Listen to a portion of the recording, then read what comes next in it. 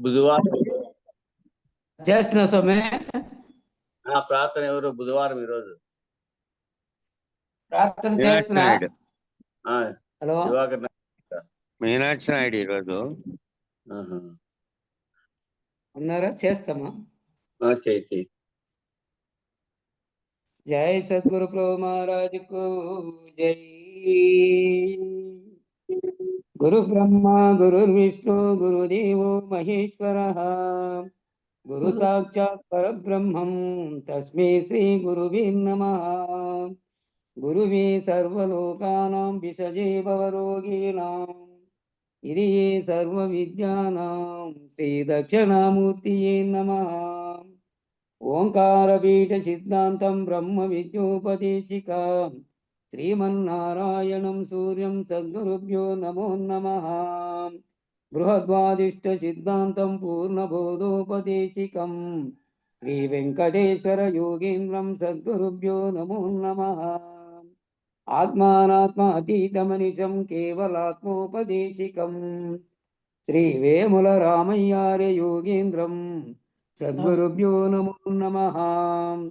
చరాచరమతీతం చ అచల పూర్ణోపదేశికం శ్రీ పూర్ణానంద పుల్లయ్యార్య సద్గురుభ్యో నమో నమః.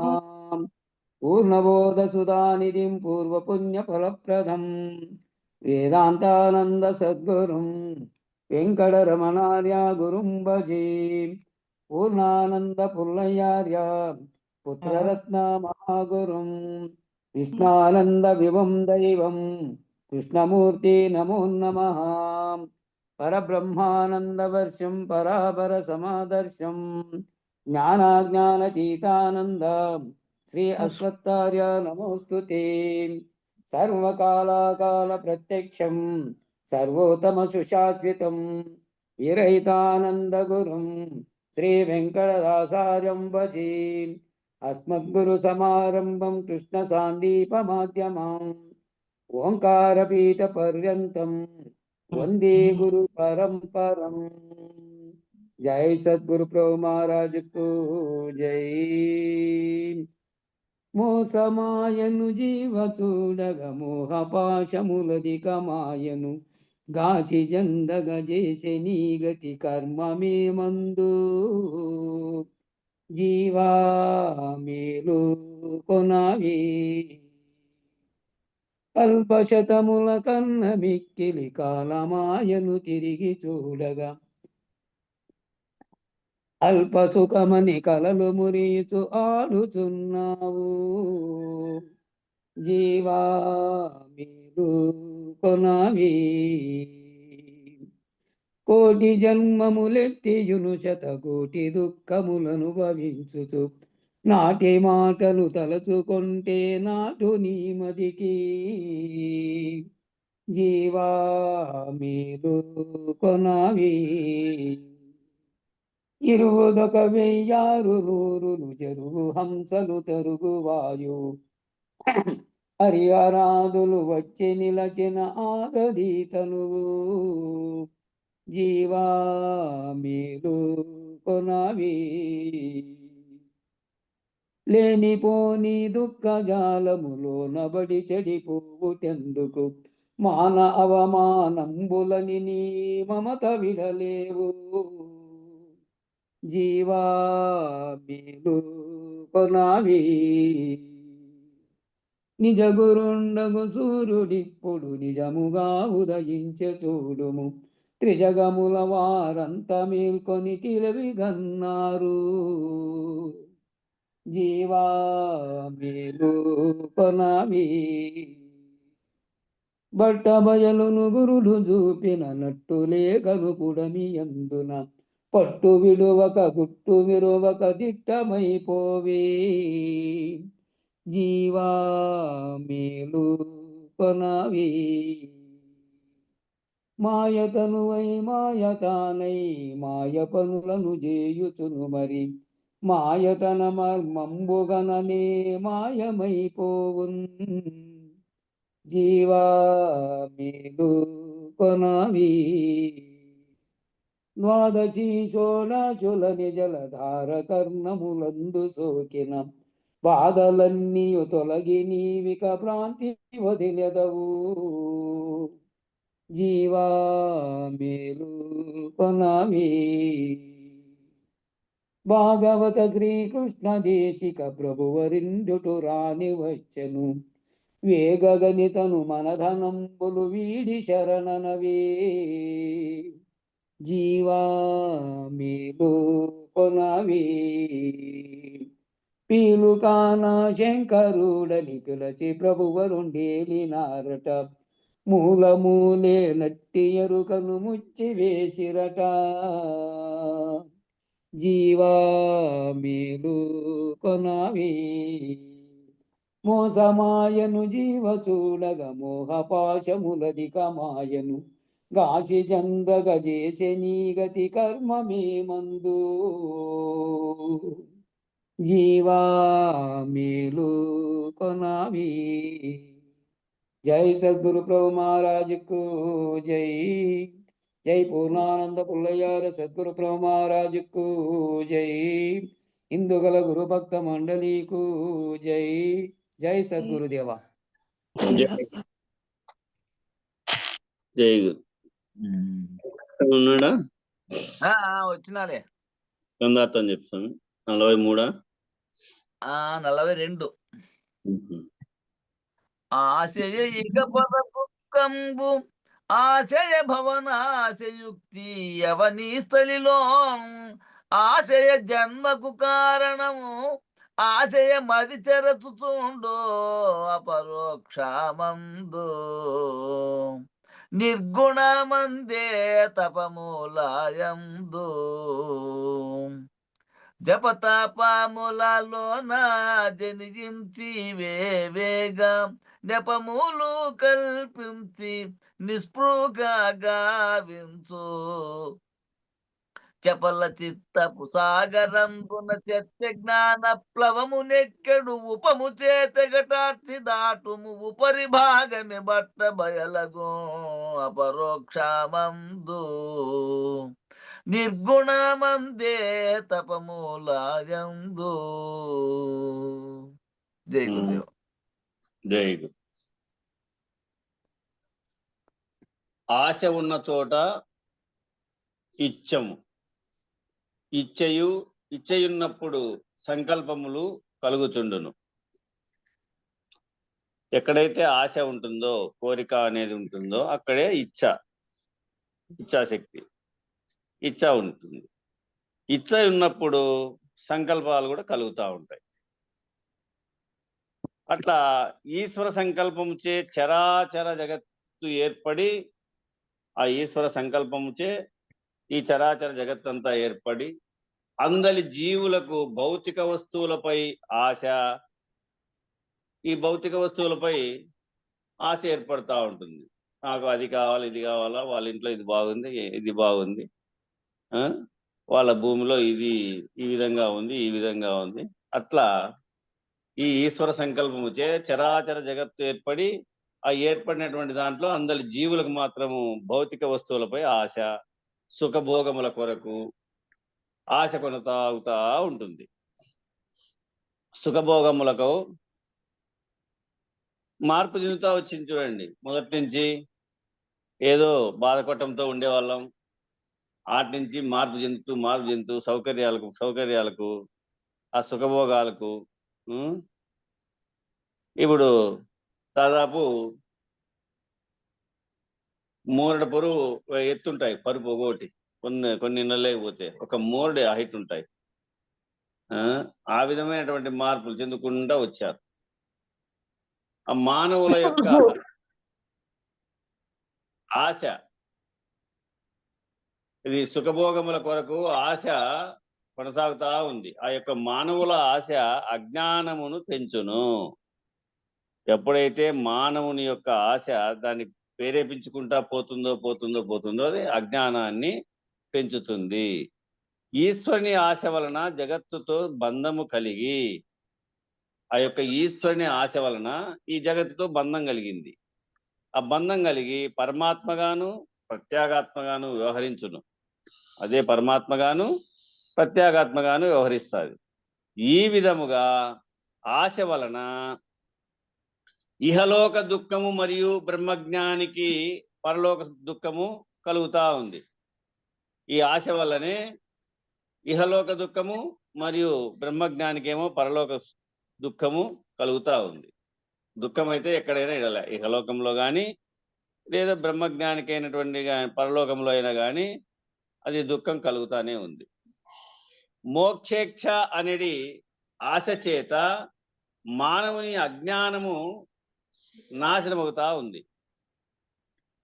ఆ మోక్షేచ్ఛ అనేటువంటి ఆశ చేత మోక్ష స్వరూపంలో చూడండి, మోక్షేచ్ఛ, ఆ తీవ్ర మోక్షేచ్ఛ అని మనము కొనియాడుకుంటా ఉంటాం. ఆ మోక్షం పొందాలా అనేటువంటి ఆశ చేత మానవుని యొక్క అజ్ఞానము నాశనమవుతా ఉంది. మనం ఆ మోక్షం అనేటువంటిది ప్రయత్నం, తీవ్ర మోక్ష స్థితి పొందినప్పుడైతే ఆ మానవులో ఉన్నటువంటి అజ్ఞానము నాశనమవుతా ఉంది. మత పద్ధతి ఇంతవరకే నిర్ణయించినాను, మత పద్ధతి ఇంతవరకే నిర్ణయించినాను. ఈశ్వరుడుగా కూడా లేక పోవుటయే జన్మరణ రహిత పద్ధతి. ఆ ఈశ్వరుడుగా కూడా అంటే అఖండ స్వరూపమైనటువంటి పరబ్రహ్మ స్వరూపమైనటువంటి ఏకస్థితి కలిగినటువంటి ఆ బ్రహ్మాకార వృత్తి పొందినటువంటి ఆ స్థితి కూడా ఆ ఈశ్వరుడుగా శివజీవైక్య సంధాన స్వరూపం. శివుడు జీవుడు ఐక్యస్థితి పొందినటువంటిది ఆ ఒక్కటి కూడా, ఆ మిగిలిన ఒకటి కూడా ఎట్లా ఏడ మిగిలిన 96 తత్వాలు విచారించగా 36 మిగిలే, 36 విచారించగా 25 మిగిలే, 25 విచారించగా 2 మిగిలే, 2 విచారించగా 1 మిగిలే. ఆ ఒక్కటి కూడా, ఆ ఒక్కటి ఈశ్వరుడుగా కూడా లేకపోవటయే జన్మ మరణ రహిత పద్ధతి. కనుక ఆశ అనున్నది ఏదో ఒక రూపములో జీవన్ముక్తుడైనటువంటి వానిని, ఈ ఆశ అనేటువంటిది ఏదో ఒక రూపంలో ఆ జీవన్ముక్తుడైనటువంటి వాడిని కూడా భ్రాంతిలోనికి లాగి ఘోర సంసారమున పడవేస్తా ఉంది. ఆ జీవన్ముక్తుడైనటువంటి వాడిని కూడా, ఆ బ్రహ్మాకార వృత్తిని పొందినటువంటి వాణిని కూడా భ్రాంతిలోనికి లాగి ఘోర సంసారమును పడవేయించి దుఃఖం కలిగిస్తా ఉంది. కాబట్టి సూత్రాత్మ సమిష్టి మనస్సు కూడా, ఈ సూత్రాత్మ సమిష్టిగా ఉన్నటువంటి మనస్సు కూడా కాల ప్రభావమున చంచలమైతా ఉంది. ఆ కాల ప్రమాణమున పెద్దలు చూశాం మనం. గురువు లేనటువంటి వాళ్ళు కారణజన్మలైనటువంటి వారిని కూడా చూశాం. మరి కారణజన్మములైనటువంటి వాళ్ళు కూడా అంతిమ స్థితిలో ఆ శరీరానికి ఏదో ప్రభావం వాటిల్లి చంచలము కలుగుతానే ఉంది. వారి అనుభవంలో చూసినటువంటి విషయాలు మనము వాళ్ళ గ్రంథాలు పరిశోధించి చూసినా కూడా ఆ ప్రభావము, కాల ప్రభావము చంచలమైతానే ఉంది. ఆ సూత్రాత్మ సృష్టి యావత్తు తానే అయి, ఆ సూత్రాత్మ యొక్క సృష్టి యావత్తు తానే అయి అజ్ఞాని కూడా అవుతున్నాడు.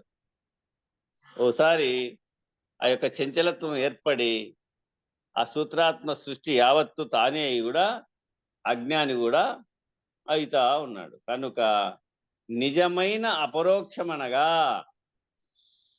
నిజమైనటువంటి అపరోక్షమనగా జ్ఞానము కూడా కానేరడు. అందుకే జ్ఞానాజ్ఞాన రహిత స్థితి పొందాలి. జ్ఞానము లేదు, అజ్ఞానము లేదు, రెండూ లేవు. కనుక నిజమైన అపరోక్షమనగా ఏమి అంటే జ్ఞానము కూడా కానేరడు. జ్ఞానాజ్ఞానములు రెండును త్రిగుణాత్మకమే. జ్ఞానాజ్ఞానములు రెండు కూడా త్రిగుణాత్మకమే, సాత్విక రజో తమో గుణ స్వరూపమే. అంతే, 3 సంఖ్యలు ఉన్నట్టే. తమో గుణమేమో ఇనుప సంఖ్యలు, రజోగుణమేమో వెండి సంఖ్యలు, సాత్విక గుణమేమో బంగారు సంఖ్యలు. కాబట్టి ఈ త్రిగుణాత్మకమే అవి సంఖ్యలు కట్టుబడి ఉంటాయి. ఒకటి భద్రంగా సాత్విక గుణము కంటే రజోగుణం భద్రంగా కట్టేయబడుతుంది, రజోగుణము కంటే తమో గుణము భద్రంగా కట్టేయబడుతుంది. కట్టేయబడేదేమో సమానమే, కట్టేయబడుతుంది. అట్లా జ్ఞానాజ్ఞానములు రెండును త్రిగుణాత్మకమే. నిజమైన ముక్తి అనగా గుణరహితం. నిజమైన ముక్తి అంటే ఏమి అంటే గుణరహితం. కనుక నీవు నిర్గుణమందే గుణరహితమగు తపమునందు అందుకోవాలన్నమాట. అందుకొనుము. నీవు నిర్గుణమందే గుణరహితముగు తపములను అందుకో. ఆ నిర్గుణముక ఏ గుణ స్వరూపము లేనటువంటి వాడవై, ఆ అజ్ఞానములు రెండూ లేనటువంటి వాడవై, ఆ త్రిగుణాత్మక స్వరూపము మూడు లేనటువంటి వాడవై నిర్గుణమై అప్పుడు గుణరహితమైనటువంటి తపమును అందుకొను. ఆశ యొక్క రూపము జపతపముల లోపల కూడా ఏదో విధంగా, ఆశ యొక్క రూపము జపముల్లో తపముల్లో కానీ, జపం చేస్తారు కదా కూర్చొని ఏదో ఒక వాక్యాన్ని పట్టుకొని, తపము చేస్తారు, తపస్సు చేస్తారు, నిర్మలంగా నిశ్చలంగా ఉండి ప్రశాంతత ఉన్నటువంటి ప్రదేశంలో కానీ కూర్చొని జపం కానీ తపం కానీ చేస్తారు. కానీ అక్కడ లోపల పురుగు మెదులుతుంది, లోపల ఆ పురుగు మెదులుతుంది. నేను తపస్సుడైనాను, నేను జపం చేస్తాను, నేను ఈ వేళకే లేస్తాను, నేను ఈ వేళకే స్నానం చేస్తాను, ఇట్లా ఏవేవో దాని ముంద దానికవే కోరికలతో ఊహించుకుంటా ఉంది. లోపలది మెదులుతా ఉంటుంది ఆ పురుగు. ఆశ యొక్క రూపము జపతపముల లోపల కూడా ఏదో విధంగా జనించి వెంటనే కారణములను కల్పించుకుంటా ఉంటుంది. ఈడ వింటా ఉంటే వేరే చోట పనిచేస్తూ ఉంటుంది. చూసుకోండి, మీ మధ్యలో మీరే పరీక్ష చేసుకోండి. వినే వాక్యం పైన ఉందా లేదా, వేరేగా పనిచేస్తా ఉందా? ఇక్కడ వింటా ఉంటేనే ఇంత కఠినంగా ఇంత గట్టిగా చెప్పేటువంటి చోట అది కూడా మళ్ళీ ఇంకోసారి పోయి పనిచేస్తుంది, వినేతోటికి రాకుండా పోతుంది. అది పరీక్ష చేసుకోండి, ఎవరికి వారు జరుగుతుందా లేదా. అట్లా జనించి వెంటనే కారణములను అన్ని కల్పించుకుంటుంది. ఇట్లా పోతే బాగుండు, అట్లా పోతే బాగుంటుంది, ఈ టయానికి పోతే బాగుంటుంది, ఇది అట్లా చేస్తే బాగుంటుంది, ఇట్లా పని చేస్తే బాగుంటుంది, ఈ కాలంలో ఇది దున్నల్లా, ఆ కాలంలో అది చేయాలా, ఏదో ఒకటి తనలో మదిలో మెలిక తిరుగుతానే ఉంటుంది. వెంటనే కారణములు కల్పించుకొనుచు వివేకమును నిజ ప్రబోధను మరిపించుతుండును. ఈ గంటకాలమైనా కూర్చోదు, ఊరకనే చూడండి. అటువంటి వివేకాన్ని, ఆ నిజ ప్రబోధను మరపిస్తుంది. కనుక సూత్రాత్మకున్నటువంటి చలనం వలన, ఈ సూత్రాత్మ అనేది ఉంది కదా, ఆ సూత్రాత్మకు ఉన్నటువంటి చలనం వలన కలిగేటువంటి సృష్టి స్థితి లయముల జ్ఞానమును క్రియారూపములో ఉంచుట వలన ఏర్పడినటువంటి భవసాగరమును, ఈ సృష్టి స్థితి లయములు చూడండి, అప్పుడే పుడుతుంది, అప్పుడే దాన్ని అభివృద్ధి చేసి ఊహించుకొని పోతుంది, అప్పుడే తీసేసుకుంటా ఉంది. ఇదే 3 వేళ జరుగుతూ ఉంది, జాగ్రత్త, స్వప్న, సుషుప్తి. అప్పుడే జాగ్రత్తలోకి వస్తూ ఉంది, మళ్ళా ఆ తర్వాత గాఢ సుషుప్తి లేకపోతుంది, ఆటి నుంచి మళ్ళా కళ లేకపోతుంది, కళ నుంచి మేలుకొని మళ్ళా జాగ్రత్తలోకి వస్తుంది. ఈ విధంగా జ్ఞానంను క్రియారూపములో ఉంచుట వలన ఏర్పడినటువంటి భవసాగరమును, ఇది భవసాగరం, తిరుగుతానే వస్తానే వస్తానే అలలలు వస్తానే ఉంటాయి. ఆ సూత్రాత్మయే తన సమిష్టి మనో నిశ్చలత కలిగించడి నిజ ప్రబోధ అనేది నౌకనిక్కి ఏం చేయాల? ఆ సూత్రాత్మ ఈ భవసాగరంలో సమిష్టి మనోనిశ్చలత, సమిష్టి అంటే ఏకస్థితి పొందినటువంటి రీతి, ఆ యొక్క సమిష్టి మనసును నిశ్చలత చేసుకొని, నిర్మలం చేసుకొని, ఆ నిశ్చలత కలిగించేటువంటి నిజ ప్రబోధ అనేటువంటి నౌక ఎక్కల్లా. నిజ ప్రబోధ ఎక్కడుందో వెతకండి, నిజ ప్రబోధ ఎక్కడుందో ఎతకండి. ఆ నిజ ప్రబోధ అనేటువంటి నౌక ఎక్కి తన దైవ రూప బంధమును తెంచును. ఆ నిజ ప్రబోధ అనేటువంటి నౌక ఎక్కితే తన దైవ రూపం అనేటువంటి బంధాన్ని తెంచుతాది. నేను బ్రహ్మనైతిని అనేటువంటి విషయాన్ని కూడా తుంచేస్తుంది నిజ ప్రబోధ వల్ల. ఆ దాటవలను తెంచుచు,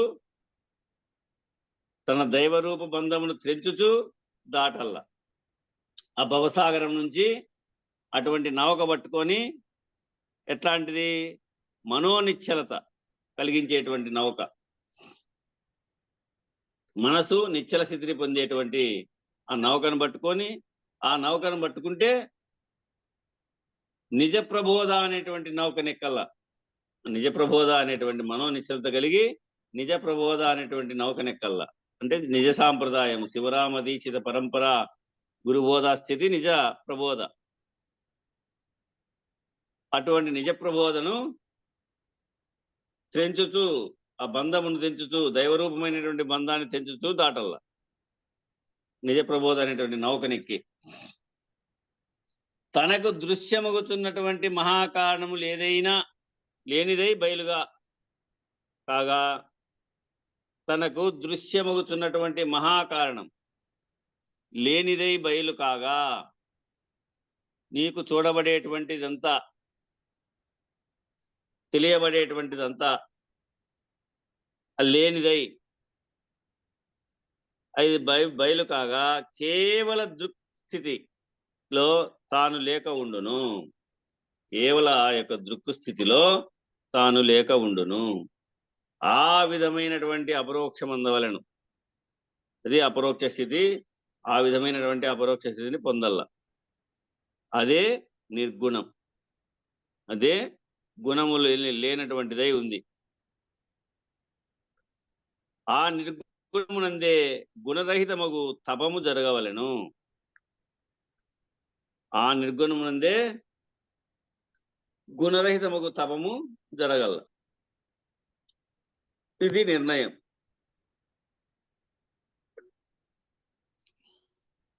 తర్వాత 43. తను విధి పుడమిని నిజమనుచు నమ్మి పొలియు దొరకట, ఇడుములకు నీర్చి దుఃఖము సుడివడి తప్పించు ఆశోషుప్తి దాటుమురా, సత్తమమైన జ్ఞప్తి మీటుమురా,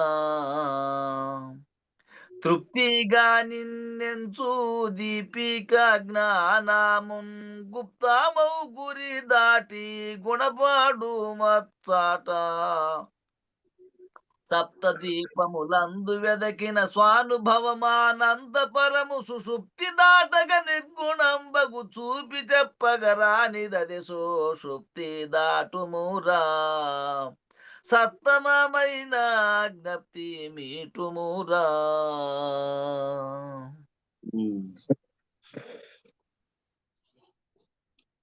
ఈశ్వర తనువులు నాలుగింటిలో పరమాత్మ అధిష్టాన రూప బ్రహ్మగా ప్రభువుగా మారి తానే ప్రత్యాగాత్మయ్యై విశ్వతైజస ప్రాజ్ఞానుభవములు పొందుచు పునర్జన్మలకు కారణమైతా ఉంది. ఈశ్వర తనువులు 4 అంటే విరాట్, హిరణ్యగర్భ అవ్యాకృత పరమాత్మ.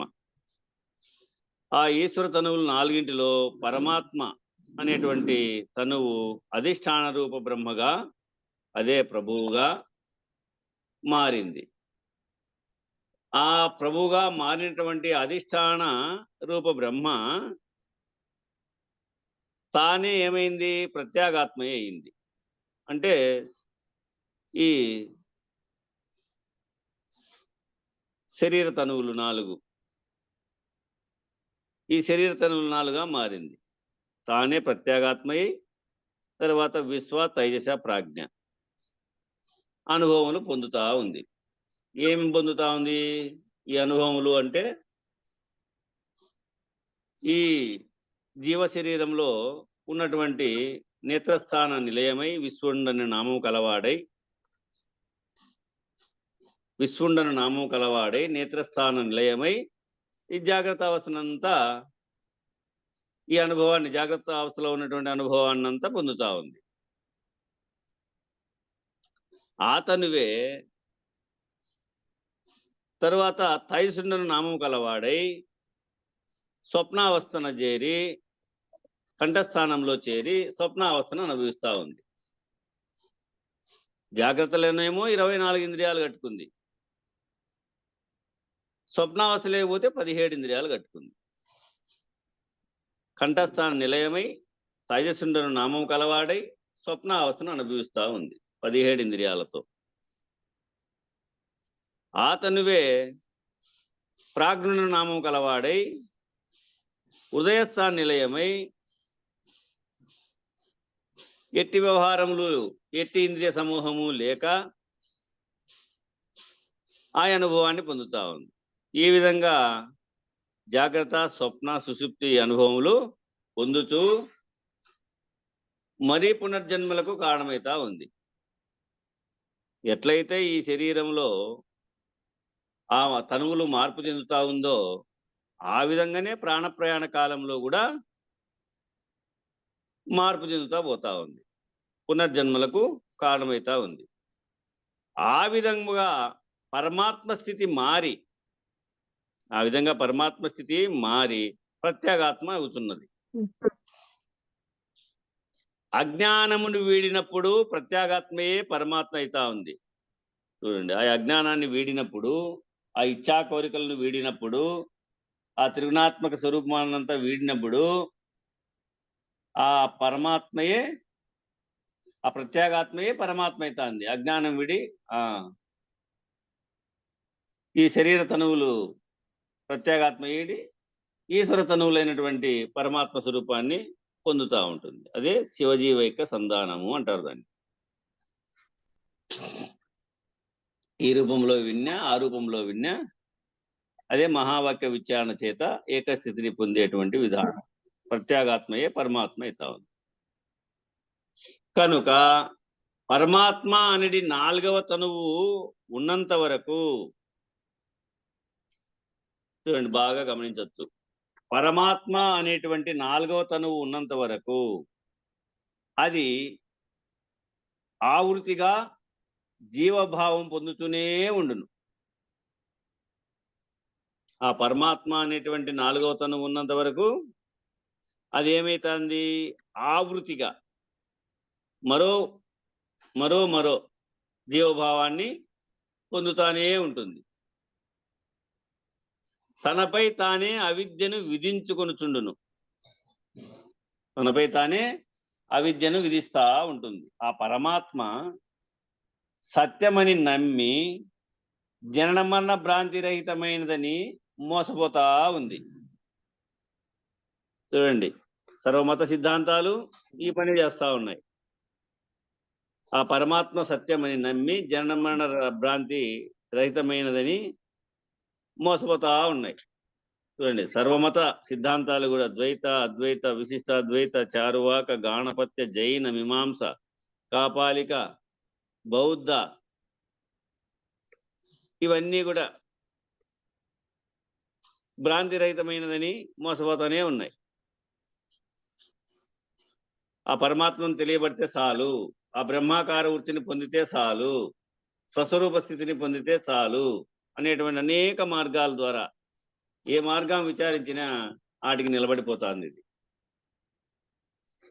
అదే శివరామ దీక్షిత పరంపర నిజబోధ ప్రబోధ వల్ల తానే లేని స్థితి ఆ పరమాత్మను కూడా తుడిచిపెడతా ఉంది. తిరిగి కాలవృత్తిచే జనన మరణ చక్రమందు బంధించబడుతున్నారు.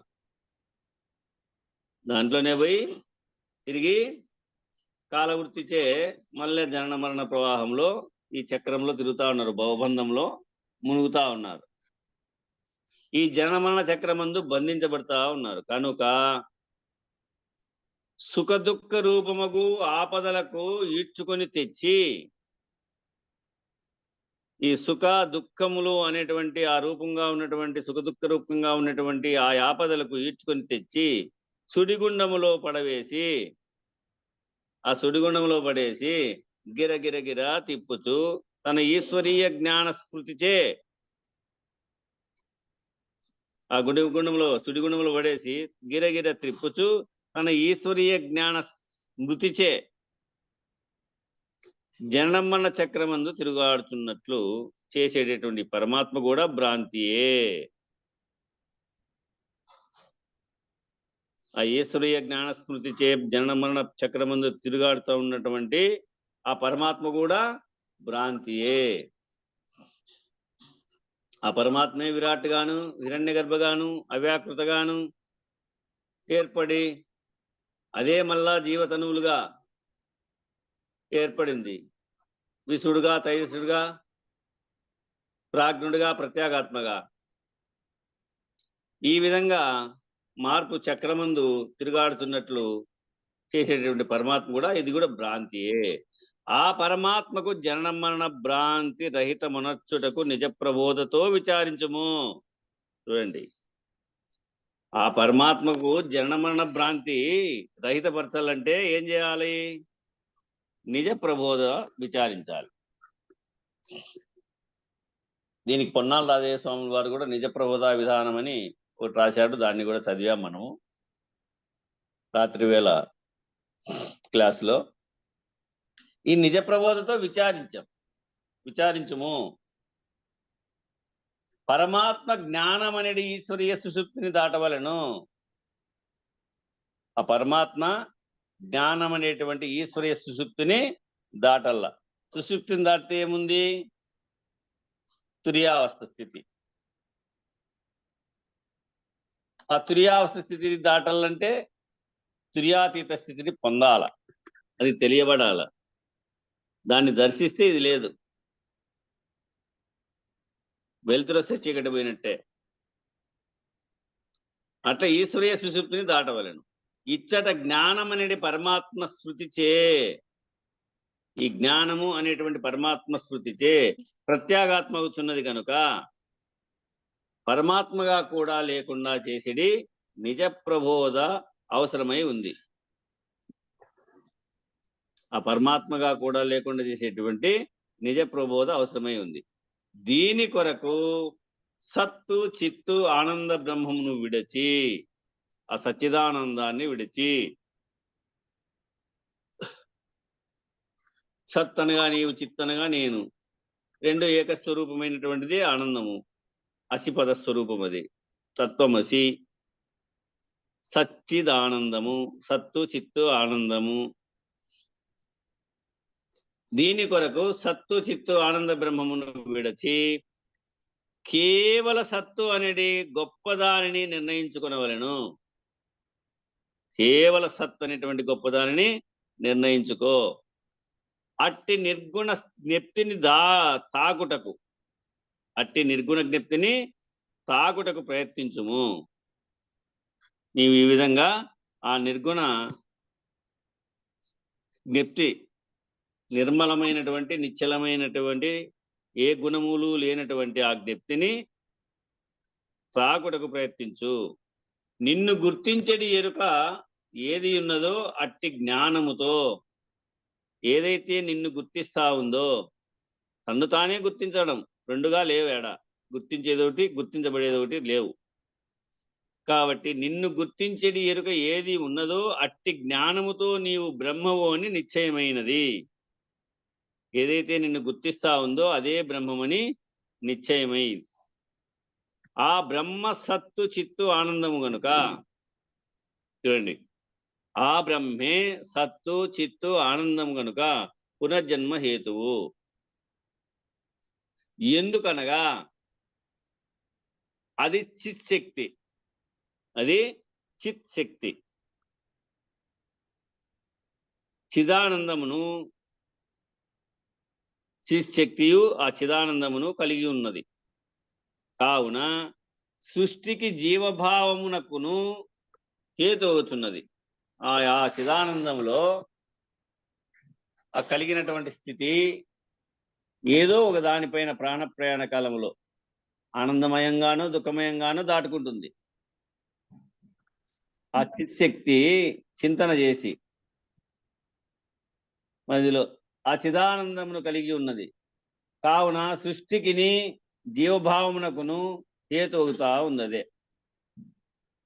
ఆ సృష్టింపబడేదానికి జీవభావం పొందేదానికి అదే హేతు అవుతున్నది. కనుక కేవల సత్తుగా నిర్ణయము నీయగల ఏదైతే ఇస్తుందో, కేవల సత్తుగా నిర్ణయం ఏదైతే ఇస్తుందో అతి రహస్యమైనటువంటి బయలనేటి గురిని, ఆ గురిని కృప, ఆ గురుకృప చేత తెలుసుకో.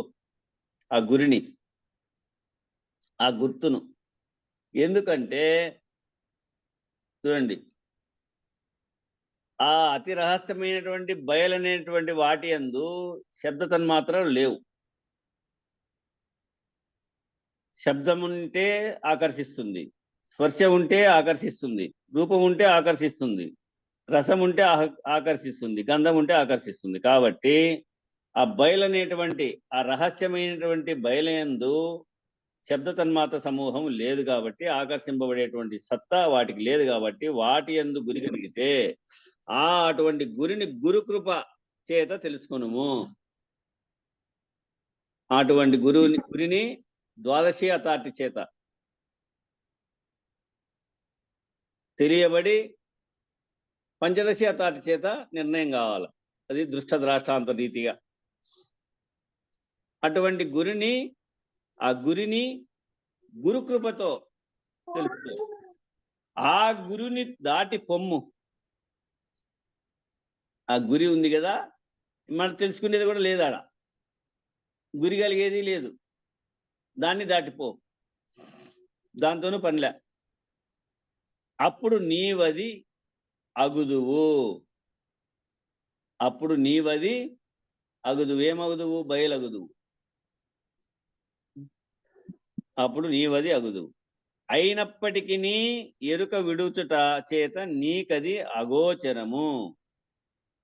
నువ్వు అయినావు అనేటువంటి నిర్ణయం కూడా లేదు నీకు. అక్కడ అయితిననేటువంటి నిర్ణయము లేదు. కాబోతున్నాను, అయితా ఉన్నాననేటువంటి నిర్ణయం కూడా లేదు. అయినప్పటికీ నువ్వు అట్లా అయినప్పటికీ, అది నువ్వు అయినప్పటికీ కూడా ఎరుక విడుచుట చేత నీవు తెలియబడేటువంటి స్థితి లేదు కదా, గురి లేదు కదా. ఆ గురి లేకపోవడం వల్ల నీకది అగోచరం, నీకు గోచరించేది కాదు. అదే బట్టబయలు. ఎందెందు వెతకినా దొరకని ప్రబోధ ఒకటి ఉన్నది. ఎందెందు ఎతికినా దొరకనటువంటి ప్రబోధ ఒకటి ఉంది. అది స్వానుభవానందమైనటువంటి బ్రహ్మజ్ఞానం నుండి విడుదల చేసి నీ యొక్క స్వ అనుభవము అనేటువంటి భావంతో కూడుకొని ఉందే స్వానుభవానందమైనటువంటి బ్రహ్మజ్ఞానం నుండి విడుదల చేస్తుంది నీకు ఆ నిజ ప్రబోధ. ఎక్కడ వెతికినా కూడా దొరకినటువంటి ప్రబోధ నీకు ఈ స్వానుభవానందమైనటువంటి బ్రహ్మజ్ఞానం నుండి విడుదల చేసి దానికి పరమైన బట్టబయలుకు చేర్చిడి నిజ ప్రబోధ. దానికి పరమైనటువంటిదై ఏదైతే దానికి ఇతరమై ఉందో ఆ బట్టబయలుకు చేర్చిడి నిజ ప్రబోధ అది ఒక్క అశరీర గురు కృపచేతనే సాధ్యమగును. అది ఒక్క అశరీరి గురుకృప చేతనే సాధ్యమవుతుంది. జ్ఞానం అనేది సుషుప్తిలో సంభవించినటువంటి ఈ జ్ఞానం అనేటువంటి సుషుప్తిలో సంభవించినటువంటి హిరణ్య గర్భుని యొక్క స్వప్నానుభవంలోని భ్రాంతిని, ఆ హిరణ్య గర్భుని స్వప్నానుభవంలో ఉన్నటువంటి భ్రాంతి, హిరణ్య గర్భుడు ఎవరు? పాలనాకర్త, నాభిస్థానం ఉండి ప్రకాశింపజేస్తూ అన్నిటినీ ఆరగింపజేసి సమానంగా పంచుతున్నటువంటి పాలనకర్త కదా. ఆ సుషుప్తిలో సంభవించినటువంటి హిరణ్య గర్భుని యొక్క స్వప్నానుభవంలోని భ్రాంతిని అసత్యమని ఎంచి లీలా విలాసము జరుపుటను దాటిపొమ్ము. ఆ లీలా విలాసం జరుపుతా ఉన్నాడు కదా, ఆ పోషణకర్త స్వరూపం అంతా ఉంది, పెరుగుతా ఉంది కదా, వాటినన్నిటిని కూడా దాటిపో, అదే నిర్గుణము.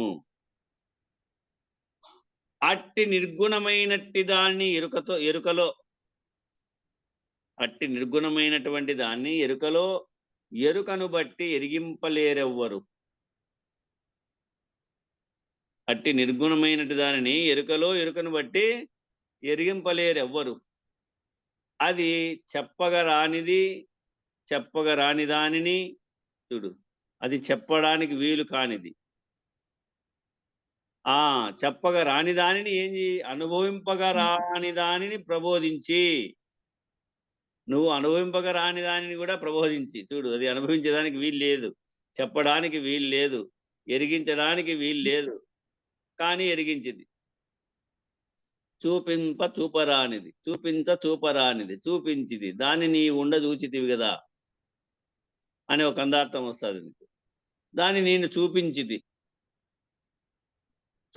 చూపరాని దానిని నేను చూపించింది, దాన్ని నీ చూచితివి కదా, దీన్నే పొద్దిక మరవబోకు, ఇదే గురుబోధ అనే నిర్ణయంగా చెప్తారు కదా. అది చెప్పగా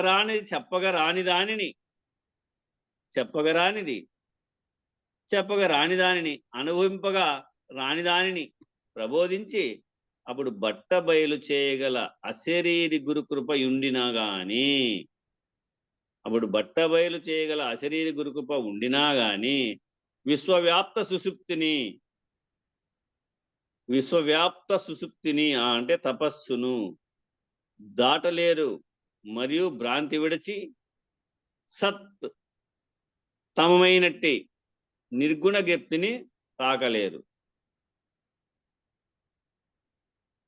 చేయగల అశరీర గురుకృప ఉండినా గాని విశ్వవ్యాప్త సుషుప్తిని, విశ్వవ్యాప్తమైనటువంటి ఆ సుషుప్తి ఎట్లా తపస్సు అయి ఉండేటువంటి దాన్ని, సుషుప్తి తపస్సు నిద్ర మూర్ఛ సమానం అని చెప్పారు కదా, ఆ విధంగా ఆ విశ్వవ్యాప్త తపస్సును దాటలేరు, మరియు భ్రాంతి విడిచి తపస్సు కాదు, అది తమస్సు, మబ్బు, అంధకారం తమస్సును బ్రాకెట్లో సుషుప్తిని, ఆ తమస్సును అంటే ఆ చీకటిని దాటలేరు, మరియు భ్రాంతి విడచి సత్తమమైనట్టి నిర్గుణ జ్ఞప్తిని తాకలేరు. ఆ నిర్గుణ జ్ఞప్తిని కూడా తాకలేరు. ఎందుకంటే తాను ఉంటే కదా బట్టబయలు చేయగల శరీర గురుకృపను ఆ ఉన్నా గాని ఆ విశ్వవ్యాప్త సుషుప్తిని అంటే ఆ చీకటిని, ఆ తమస్సును దాటలేరు, మరియు భ్రాంతి విడచి సత్తమమైనటువంటి నిర్గుణ జ్ఞప్తిని కూడా తాకలేరు. ఇక 44 కందళిత హృదయ గోపరమందు సదా జ్ఞప్తి నిలిపి మారుత విజయం బంధుము శివజీవైక్యము సుందరమగు పూర్ణమదియే సుజనాళికయ్యా చిన్మాతృడై భజయింపుమయ్యా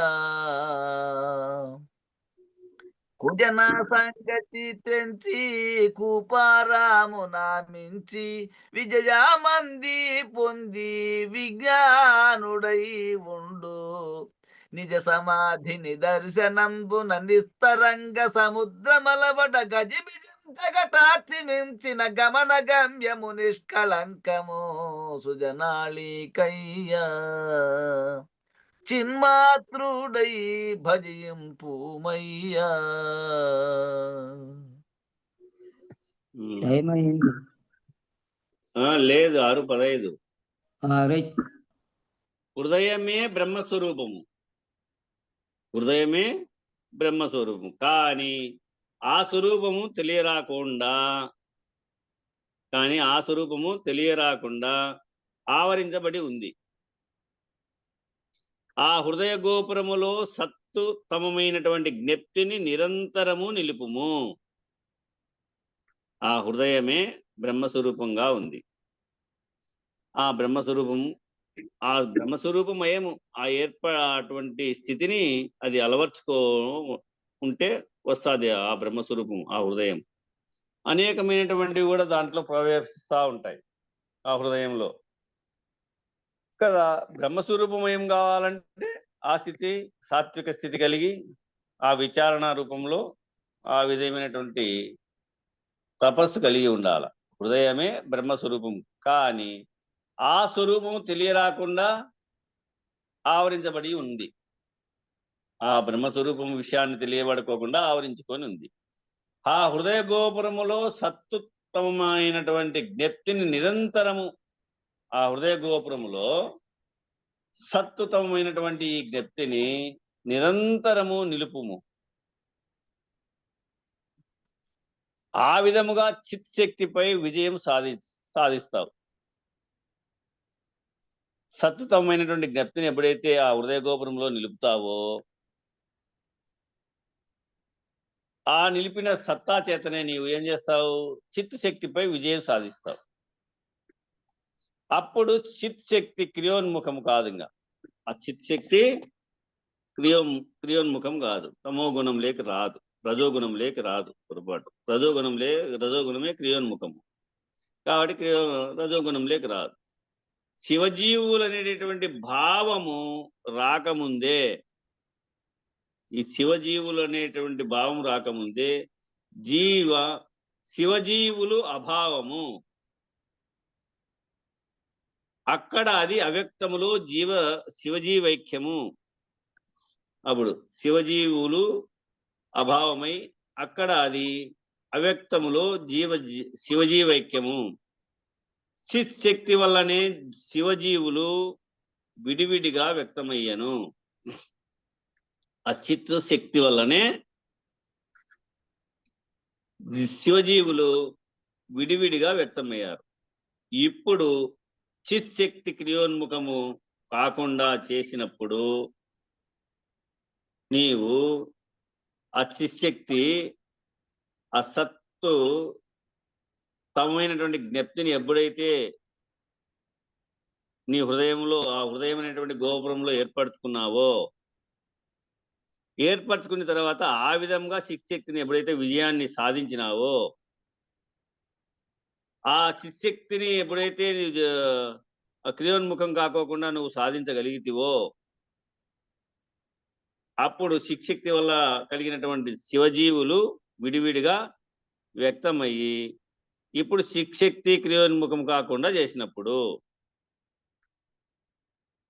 చిత్శక్తి క్రియోన్ముఖం కాకుండా చేస్తే ఆ శివజీవులు అభావంగా ఉండిరి. అప్పుడు ఆ శివజీవులు అభావంగా ఉండిపోతారు. ఎవరికి వారు అభావంగానే ఉండిపోతారు. కనుక శివజీవైక్యం అనగా శివజీవుల అభావ రూపం. శివజీవైక్యం అనగా ఏం చేయాలంటే శివ భావముల అభావ రూపంగా శివజీవుల యొక్క అభావ రూపం. ఇట్టి శివజీవైక్యమే సుందరమగు పూర్ణం. ఆ అభావంగా ఉన్నటువంటి శివజీవైక్యమే సుందరమగు పూర్ణం. సచ్చిష్యునికి మాత్రమే అది పూర్ణం. ఎవరికి? నిజ ప్రబోధ విని తెలియబడినటువంటి వారికే అది పూర్ణం. అతడు శిశక్తిని వినియోగించని సత్మాత్రుడే. అతడు శిశక్తిని వినియోగించాడు. ఎట్లుంటాడు? సత్తుతమైనటువంటి జ్ఞప్తి రూపంలో ఉండిపోతాడు నిరంతరము. నిరంతరము ఆ హృదయ గోపురంలో ఎట్లా సత్తు తమైనటువంటి జ్ఞప్తి రూపంలోనే ఉండిపోతాడు. ఇట్టి శివజైవైక్యమే సుందరమగు పూర్ణము. సచ్చిష్యునికి మాత్రమే ఇది పూర్ణంగా ఉంటుంది. అతడు శిశక్తిని వినియోగించాడు. శిశక్తిని సత్తు తమమైనటువంటి జ్ఞప్తిలోనే ఉంటాడు నిరంతరము. అందుకే అతను సత్మాత్రుడే అయి ఉంటాడు. ఆ విధముగా సన్మాత్రుడై పూర్ణభావను పొందునట్లు భజించవలెను. నువ్వు ఆ విధంగా సన్మాత్రుడై పూర్ణభావాన్ని పొందేదానికి భజించల్లా.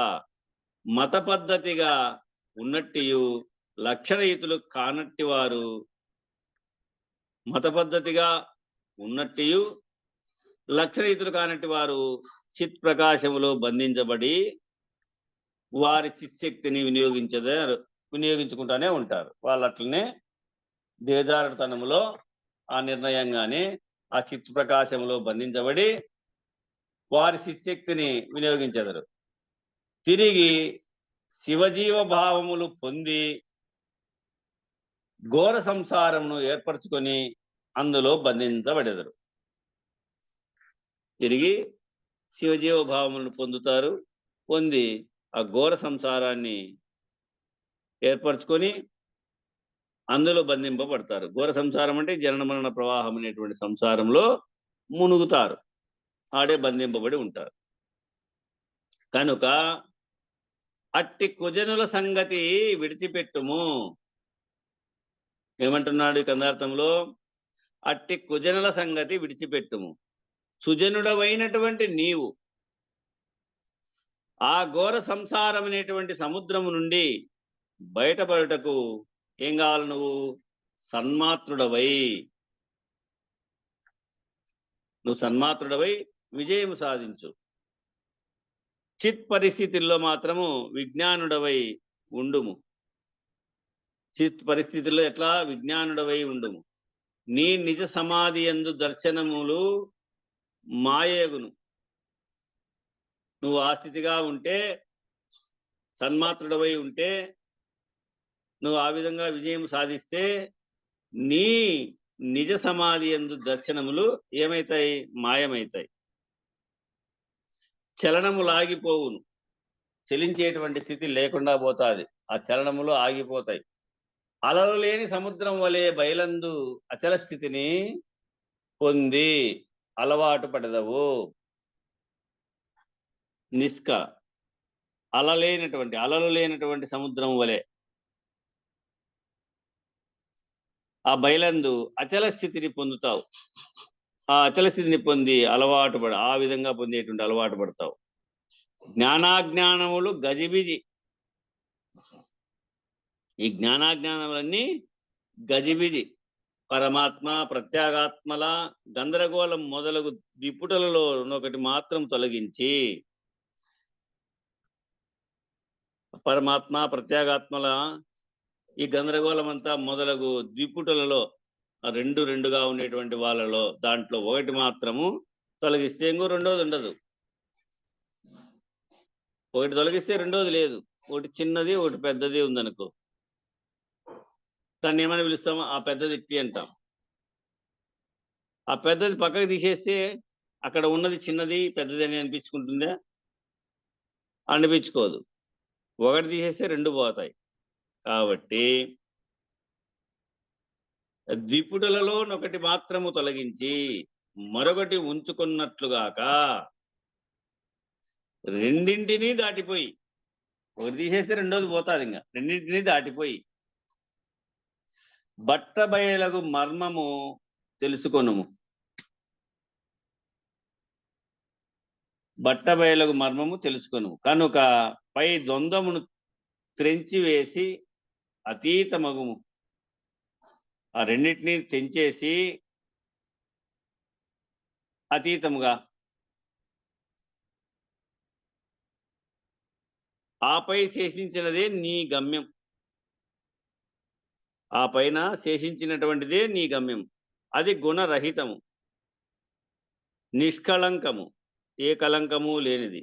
ఈ దారి సుజనులైనటువంటి సత్శిష్యులకు మాత్రమే దొరుకుతుంది, సుజ్ఞానవంతులైనటువంటిది. సుజ్ఞాన జన్మ కలిగినటువంటి వారు సుజనులు. అటువంటి సుజనులైనటువంటి సత్శిష్యులకు మాత్రమే దొరుకుతుంది. కనుక చిత్శక్తిని వినియోగించని సన్మాత్రుడు అగుము. ఆ చిత్శక్తిని వినియోగించనటువంటి వాడు. దేన్ని వినియోగిస్తే చిత్శక్తి ఊరికే అయిపోతుంది చెప్పే కదా. హృదయ గోపురంలో సత్తు సమమైనటువంటి జ్ఞప్తిని నిరంతరము అలవర్చుకుంటే ఆ చిత్శక్తి విజయం సాధిస్తావు. కాబట్టి ఆ చిత్శక్తిని వినియోగించనేటువంటి సన్మాత్రుడు అయి బయలనేటువంటి పూర్ణమును గురి నిలిపి, ఆ బయలనేటువంటి పూర్ణమును నువ్వు గురి నిలిపి దేశిక వరుడవు అగు. నువ్వు అటువంటి భాగవత కృష్ణ దేశికులు ఏ విధంగా దేశికులైనారో ఆ బయలనేటువంటి పూర్ణమును గురి నిలిపి నీవు దేశిక వరుడవగు. నిజగురుని భజించుము. ఆ నిజగురుణ్ణి నీవు భజించు అని తెలియబరుస్తూ కాలం వీటికి సరిపోయింది. బోలో శ్రీ సద్గురు మహారాజ్కి జై. జై శ్రీ వెంకటాంబ సమేత శ్రీ పూర్ణానంద పులయారులకు జై. జై శ్రీ ఇందుగల గురు భక్త మండలికి జై. జై గురు. మంగళం చెప్పండి అన్న. జై సద్గురు ప్రభు మహారాజుకు జై. జయమంగళం నిత్య శుభమంగళం జయతు జయమంగళం మహోత్సవమంగళం. శ్రీకరం బైనట్టి ఓంకార పీఠమున ప్రాకటంబుగ హరికి బానునకును ఏకముగ వెలిగేటి యాజ్ఞవల్కి మరియు జోకతో రాజరుచి జనకపతికి జయమంగళం నిత్య శుభమంగళం జయతు జయమంగళం మహోత్సవమంగళం. ఎల్లకాలమునందు ఎడతెగని బ్రహ్మంబు తెల్లముగ శిష్యులకు తేటపరచి యుల్లమూరంజిల్ల కల్ల ఎరుకను మాన్పు పల్ల పోతుల పుల్ల యారులకును జయమంగళం నిత్య శుభమంగళం జయతు జయమంగళం మహోత్సవమంగళం. వేద వేదాతీత వేద్యమౌ గురుబోధ వేమారు శిష్యుల కిరిగించియు వేదనలు బాపితామోదంబుజే గూర్చు వేదాంత వెంకటరమణయ్యకు జయమంగళం నిత్య శుభమంగళం జయతు జయమంగళం మహోత్సవమంగళం. శంకలన్నియు తీర్చె చాలగా మన్నించి పొంకముగ రాహిత్య బోధ చేసి అంకురించిన జన్మమంతము ధరించేటి వెంకటాదాసార వేదాంతికి జయమంగళం నిత్య శుభమంగళం జయతు జయమంగళం మహోత్సవమంగళం. నీకు మూలముగాక నాకు మూలము లేక లోకలోకములల్ల ఏకముగను ప్రాకటంబైనట్టి పరిపూర్ణ బోధను జోకదో తెలుపు గురుతో పీఠమునకు జయమంగళం నిత్య శుభమంగళం జయతు జయమంగళం మహోత్సవమంగళం. జై సద్గురు ప్రభు మహారాజుకు జై. మంగళం గురుదేవాయ మహనీయ గుణాత్మని సర్వలోక చరణ్యాయ సాధురూపాయ మంగళం మంగళం. జై శ్రీ వెంకటాంబ సమేత శ్రీ పూర్ణానంద పుల్లయార సద్గురు ప్రభు మహారాజుకు జై. జై వేదాంతానంద వెంకటరమణార్య సద్గురు ప్రభు మహారాజుకు జై. జై విష్ణానంద కృష్ణమూర్త్యార సద్గురు ప్రభు మహారాజుకు జై. జై జ్ఞానాజ్ఞానజీతానంద అశ్వత్థార్య సద్గురు ప్రభు మహారాజుకు జై. జై విరహితానంద వెంకటదాసార్య సద్గురు ప్రభు మహారాజుకు జై. ఇందుగల గురుభక్త మండలికు జై. సర్వం సద్గురు చరణారవిందార్పణమస్తు. సర్వే జనా సుఖినో భవంతు. ఓం శాంతి శాంతి శాంతి. జై సద్గురుదేవ. అందరికీ నా ద్వాదశ నమస్కారం గురుదేవ.